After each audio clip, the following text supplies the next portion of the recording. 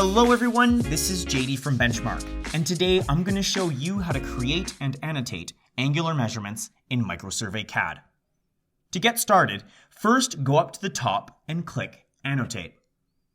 Right below, click the arrow below Linear, and then click Angular. Now, there are multiple different ways to make an angular measurement. If you want to measure the angle between two intersecting lines, all you have to do is click one line and then the other.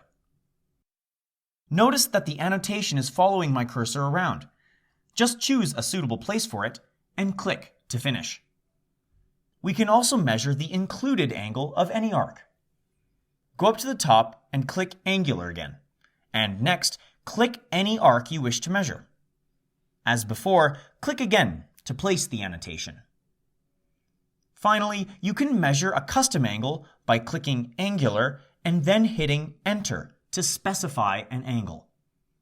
First, click the vertex and then 2 points of your custom angle. As before, click again to place the annotation. Now, if you go to your layout page, you can see that all these annotations are placed right onto your drawing for reference in the field.